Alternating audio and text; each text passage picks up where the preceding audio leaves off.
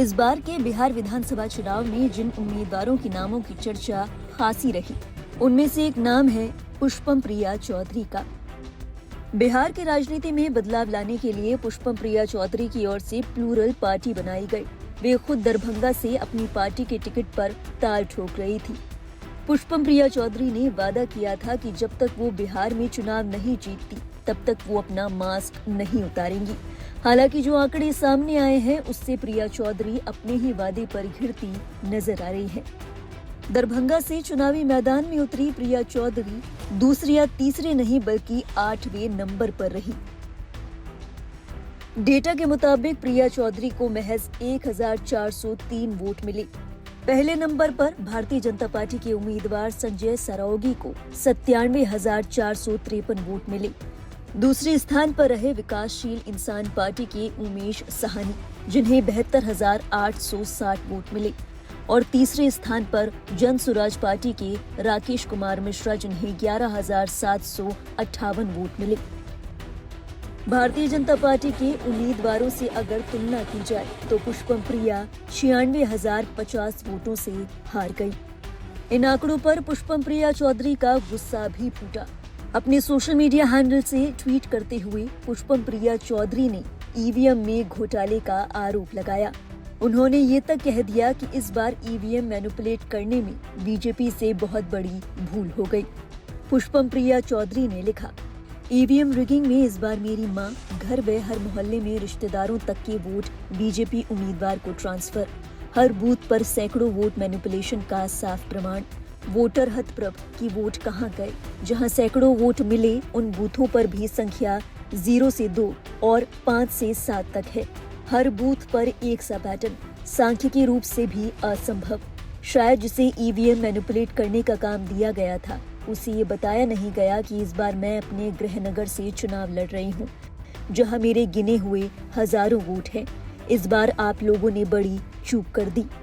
अपने इस ट्वीट में पुष्पम प्रिया चौधरी ने बीजेपी, पीएम मोदी और गृह मंत्री अमित शाह को टैग किया। गौरतलब है, पुष्पम प्रिया का नाम शुरुआत से ही खासी चर्चाओं में रहा। इसका कारण है उनका परिचय। पुष्पम प्रिया ब्रिटेन से पढ़ाई कर लौटी हैं। बिहार की राजनीति में बदलाव लाने के लिए उन्होंने खुद की पार्टी प्लूरल पार्टी बनाई। उन्होंने ये पार्टी 2020 में लॉन्च की थी। उनका दावा है कि वो बिहार में ऐसी राजनीति लाना चाहती हैं जो जाति और धर्म की सीमाओं से ऊपर उठे। पुष्पम प्रिया अपने ब्लैक अटायर और मास्क के लिए जानी जाती है। उन्होंने वादा किया था कि जब तक वे चुनाव नहीं जीतेंगी, तब तक वो मास्क नहीं उतारेंगी।